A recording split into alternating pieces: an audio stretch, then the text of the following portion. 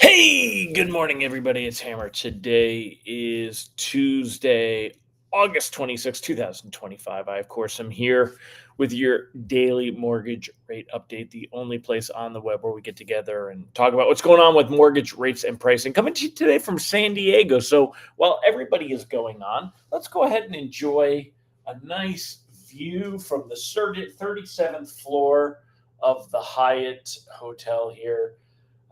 This is San Diego. Very foggy in the morning, y'all. So I am on Ron Siegel time over here in California. Yay. So I'll tell you, here, I'll make you guys dizzy. Woo! Get a room with it. Get a look at the room. It was definitely cool before the sun came out when all the lights were up. Very, very cool at night over here with this view of San Diego. I am here for my Founders Board event. I believe you need to invest in yourself if you're going to grow. And so I am a member of a mastermind program called Founders Board, run by the scalable company. Ryan Dice, digital marketer guy, has been doing it for years and years, and his team. So anyway, good morning, y'all. Great to have you here. If you're here this morning, say good morning. Remember, you can join me live each and every weekday morning, 9:30 a.m. Eastern Time, where we broadcast live on Facebook and on YouTube.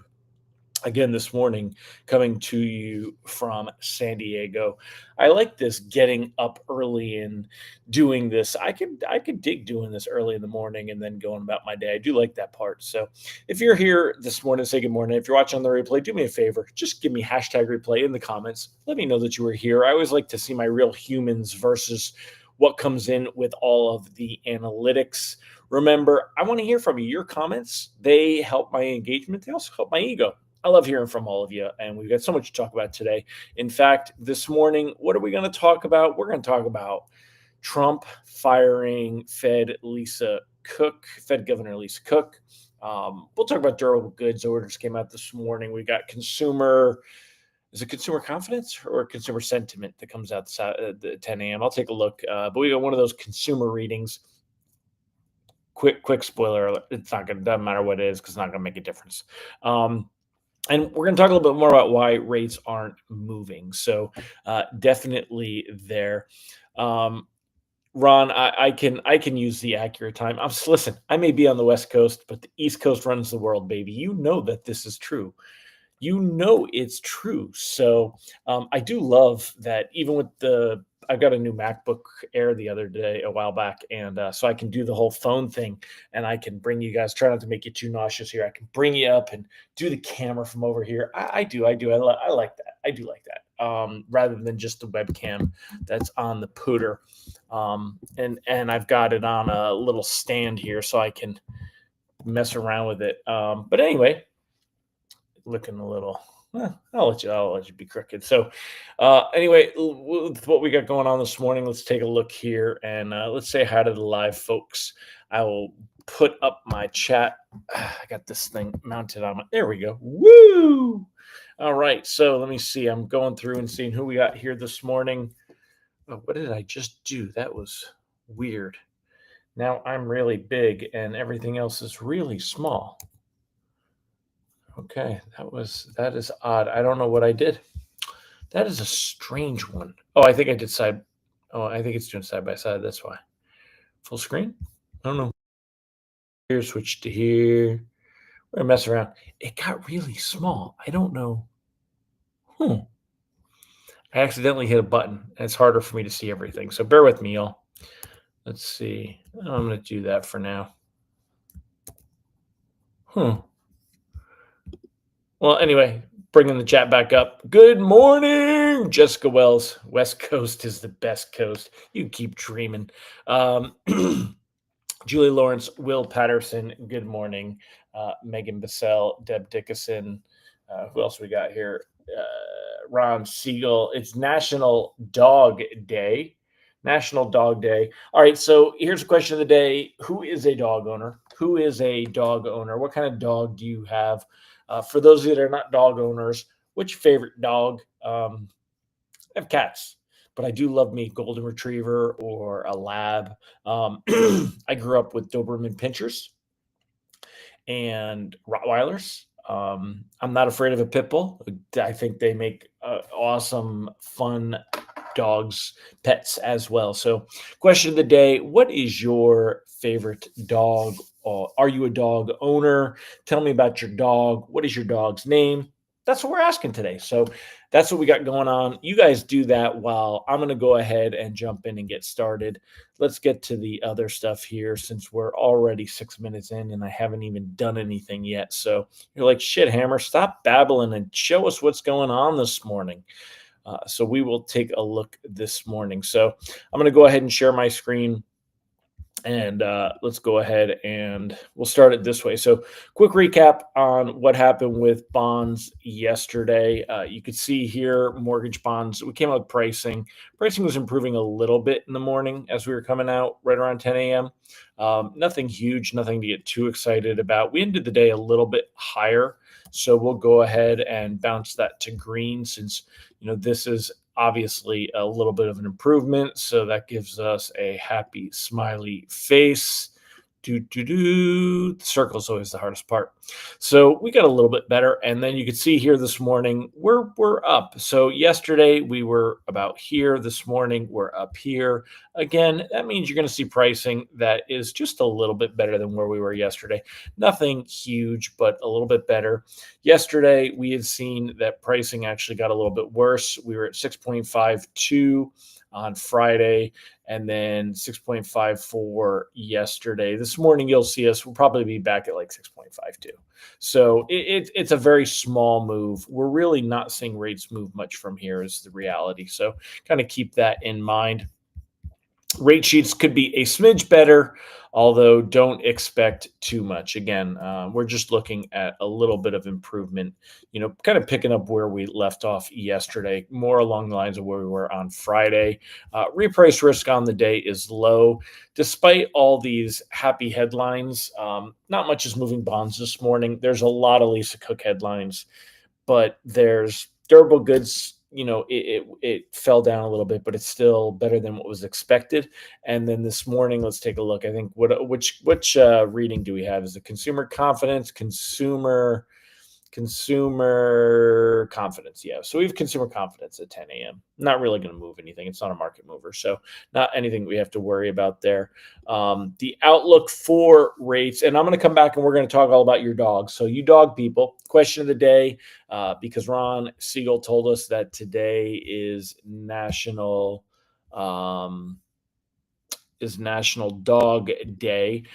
So go ahead and tell us about your dog. If you have a dog, if you had a dog, your dog's name, what breed of dog, what's your favorite dog? Do you not like dogs? Do you ever have to sit on an airplane next to a dog? Tell me all about that. We're all about all that stuff. So anyway, the reprice risk on the day is low. We shouldn't really see anything. The outlook rates really aren't moving anywhere. Even with this Friday's PCE inflation data coming out, we're not going to see rates really moving anywhere. Things are kind of steady. We're not going to see any big moves until that September 5th jobs data comes out. So that's really the big thing. But the Trump Fed virus getting even bigger.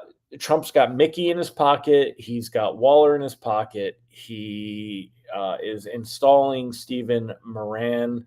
I don't know when that would be. Morano or Siegel or Segaloff, anyone else? Does anyone know when Moran will be in? I don't think he'll be in before the September vote, but that's a good question.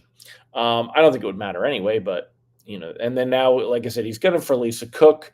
Let's spend a little bit of time going deeper on this one and kind of talking about it. So I'm going to go ahead and share my screen again, and we'll go over this. Now, I know that there are some really strong Trump supporters, and this is a safe space, right? I'm telling you guys kind of how I see things. This is my show. I get to give my opinion. It might affect the way that you do business. You might not buy my products. I get that. I'm willing to take that risk. I think my friends are smart enough.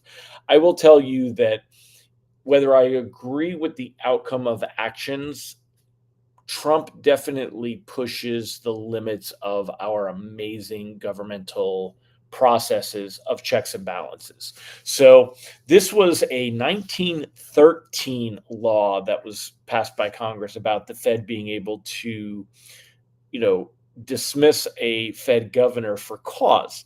And let's go ahead and bring this up here. So when you take a look, it really the argument is what is cause, right? What is the actual, cause?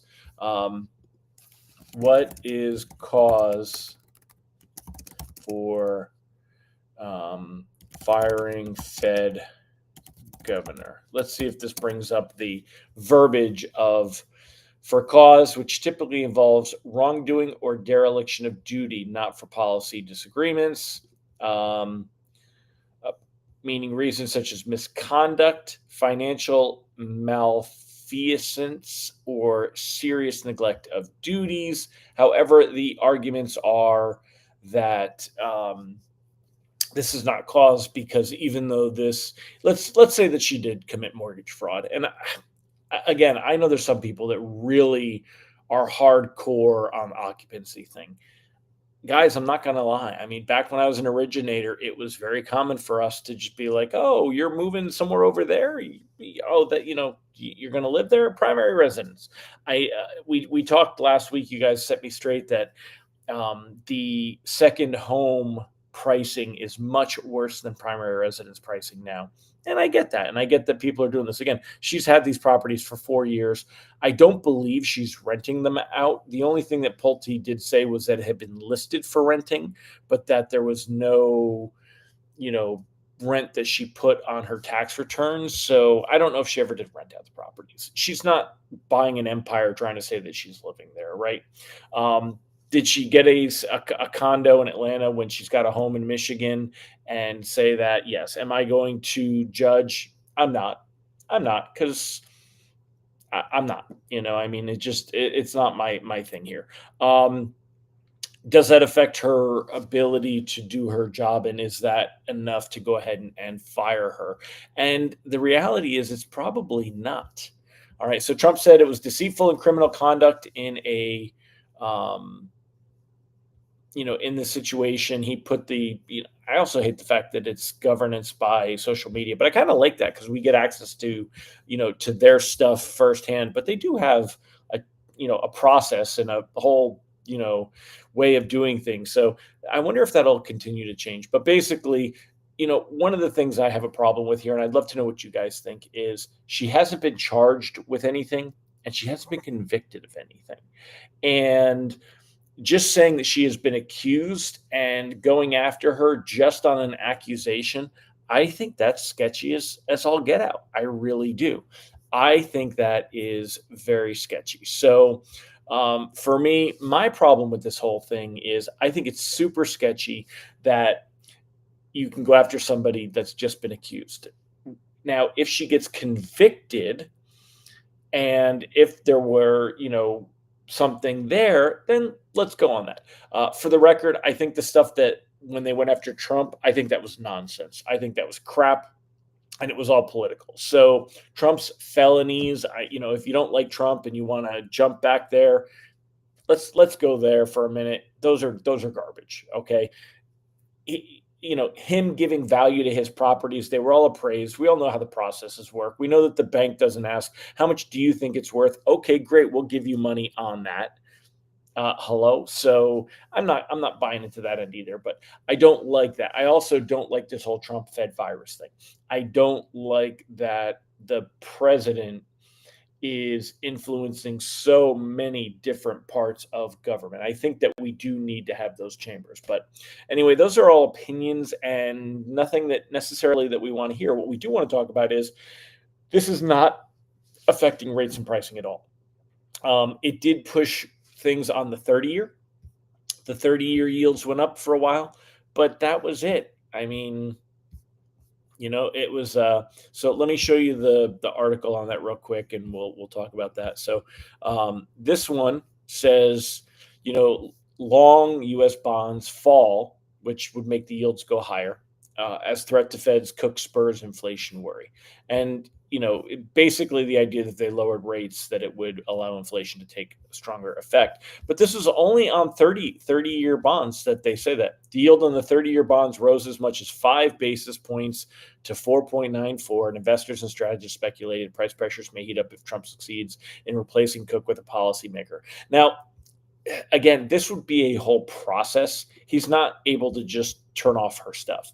Sean Segaloff pointed out to me that there was somebody on one of the stations that made a point of maybe this is a way of trying to go after Powell, because Powell is the one who would actually have to fire her and take away her access and all that stuff. And if Powell doesn't do that, maybe Trump can say that Powell isn't doing his job.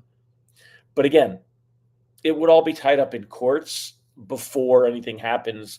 But we'll see, on that. But when you take a look at the 10-year Treasury yield, yesterday it ended at 4.275. Today it's at 4.28. It's exactly the same. There's no change here. So we're not seeing it affect here. There's no change of it in mortgage-backed securities over here. So this is not hurting bonds at all. It's not having any effect on bonds at all. So it's not hitting that. So with all of that said, I'm going to turn that off. Let's go ahead and hit your comments for a bit and go over your stuff. I'm going to be scrolling through here, and let's see what y'all say. Chris Dickerson did go ahead and tag a bunch of originators. Thank you, sir. I appreciate you doing that. Thank you so much. Siegel said size matters. Yeah, I was using the plus and minus, but it was actually my sub window that was changing size. It was just some different things. Allison Foy, she skipped the dog. She says she got 3 cats. Matt Rasner, long-haired cream dachshund. Ron Siegel has Lola, his Aussie Doodle. Goes walking with you all the time. Chris Dickerson is a Frenchie and a boxer. Jessica Wells has a golden doodle born on Friday the 13th, so his name is Voorhees. That's funny. Julie Lawrence, 3 dogs, lab, bloodhound, blue tick, coonhound, brown lab. 2 of them were foster fails. Yeah, I know that one. Harry is a golden retriever. Willie. Tiffany is a dog owner, a French bulldog named Oreo, and they used to have a chocolate lab. Frenchie, Milla, half pit, half Australian Shepherd. I don't know. Half pit, yeah, Mika. Frenchie, yeah. So I'm trying to work that out. Alicia lost her Yorkie last week. Oh, I'm so sorry. I know it's so hard to lose a fur baby. Megan Bissell, Pitbull mix, white with brown spots and a pink nose, nitro. Pits are super loving. They are. They've gotten such a bad rap. It shows you how perception is everything, right? What's going on, Mr. Alan Christian? Hope you were enjoying your ride up in my mountains, my friend, while I am here in San Diego. Brandy Brickler, Cocker Spaniel, Mike Tebow, Pomeranian. Look at all of you dog owners, right? Winston Rat Terror named Lincoln. Rob Stewart, best dog you ever have was an Australian sheepdog. Don't tell your current dog. That's funny. Good morning, Tim Kyla, Bill Stevens. All right, so Ron Siegel said Moran has to be confirmed by the Senate. Senate's going to try to fast track him to get him in before the September 17th meeting. Yeah, that's what I would figure, but I didn't know when it is. It's either fraud or not. She has a 2021 document showing a Michigan property as a primary. Shortly later, listed a Georgia property as a primary. I would love to look at intention. If you do the application and you buy a property and intend to occupy it, but are unable to occupy it because of circumstantial changes, like you move to Atlanta, even if it was only 2 weeks, does that constitute mortgage fraud? If in good faith, when you did the original application. Now, if they closed within 2 weeks of each other, though, you didn't do the application after. So I haven't seen 1003s. And again, even if she did, I'm not judging that hard. I'm really not. I certainly wouldn't want to see somebody go to jail over mortgage fraud. And the fact that it's a felony is pretty crazy. So but I get the whole point of the whole thing. Why we do it. Remove for cause is the termination of a relationship based on specific documented, often contractual reasons, while conviction is a formal finding of guilt for a criminal offense. A conviction, yeah. So um but I don't think that even if she were convicted, I don't think that that gives him cause to remove her because it didn't happen while she was in office. There's a document in the loan package that says mortgage fraud is investigated by the FBI. Yeah, well, and the Justice Department would be the ones to bring in charges. Fraud is fraud. Is there no shame? Fraud is fraud. I also speed. So again, I'm not saying that I would commit mortgage fraud. Yeah, I probably wouldn't. It's just not my thing, but I certainly have it. Yeah, I'm with you, Ron. Trump is starting to go too far. I'm a Trump supporter, but taking a 10% stake in Intel is too far. Yeah, I really, there's a lot of things that I'm trying to open my mind and say, are these good things or not? How does this affect us in the mortgage world? Taking stake in car companies years back was successful for the car companies and the government. Allison grew up with Chihuahuas. Jerry Vila's got a pit bull and seven. Oh, named seven. Pitbull named seven. And two cats, Gato and Indy. Uh, Facebook comments on lives don't acknowledge separate lines.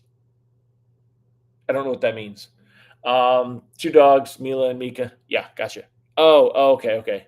I got you. I got you. You had separate lines. Yeah, yeah, yeah. I got it now. Brandy Brickler. Good morning. Occupancy fraud is fraud. Y'all are hardcore. You guys are not putting up with this shit. Again, back when I wrote loans, it was very common, and it was something that we never really looked at that hard. So, give me my Clint Eastwood get off my lawn meme because I just maybe that's why I don't look at it as a big deal. I know it's a big deal, but I don't look at it as a big deal. Um, but uh, the main thing is how is all this affecting mortgage rates? It's not. As far as where I would be with rates and pricing and all that stuff for those of you that are still sticking around 22 minutes in. I'm at the same thing. I would be locking most of my loans. I just don't think that we're in a position where we're going to see things really improve from here. Hopefully, the weather improves from here. Although I'll be in a hotel room all day, in a meeting room, big ballroom. But I don't think there's going to be much of a thing going on here. I don't think we're going to see rates and pricing improve much. I don't think they're going to get significantly worse though. So we're kind of in a decent place right now. About an 86% expectation the Fed's going to go ahead and cut rates. We'll see if that happens. And markets pricing that in already. So even if it does happen, two Fed rate cuts for the year. So another one probably in December.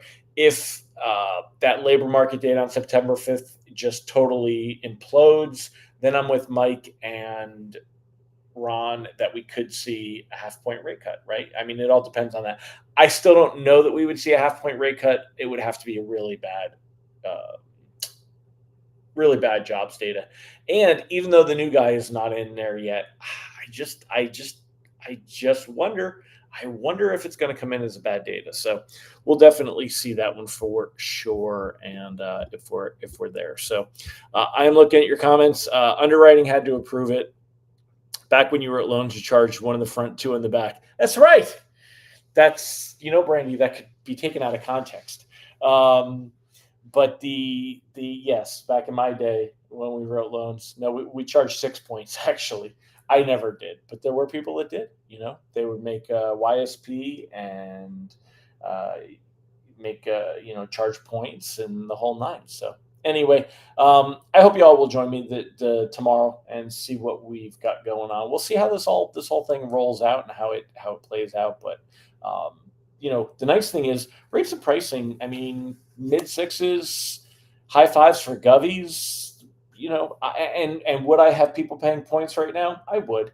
We don't have any clear path that rates are going to go down from here with any significance. If people wanted to pay points, permanent buy down, I don't think it's a terrible call. I really don't. We thought rates would be better by now, and they're just not. That's a problem. A year ago, we thought rates would be back down in the low sixes by now, or maybe high fives. And again, you could argue that they are, but they're not. We thought they'd be about a half point better than where they're at right now, and they're not. So we'll see how that goes. Right. Back when you wrote loans, there wasn't much difference in pricing for primary versus secondary. Yeah, no, there was none. That's why you said now there's a 2% hit, a 2 point hit. When back when I did loans, second home pricing was the exact same as primary residence. That's why I had to ask you guys if it was still that way. I mean, I know that things change and I don't have to stay up to date with that. So y'all educated me that it is not that way, and it wasn't that way when Miss Cook would have bought her properties a few years ago. So that's a big deal, I mean, and that does make it much more of a big deal. But I'm kind of bummed. That makes me bummed because I wanted to buy a second home, and I don't want to pay that much in rate. That sucks. So, but it is what it is. Um, I gotta find one and get all set up for that first. So, well, y'all have a fantastic day. I'm gonna go and get to work. It's 7 o'clock. I got to get her done and get down to the meeting. So, thank you all for joining me. Appreciate you. I'll see you tomorrow. I'm gonna wrap it up. Have a great one. Bye bye, my friends.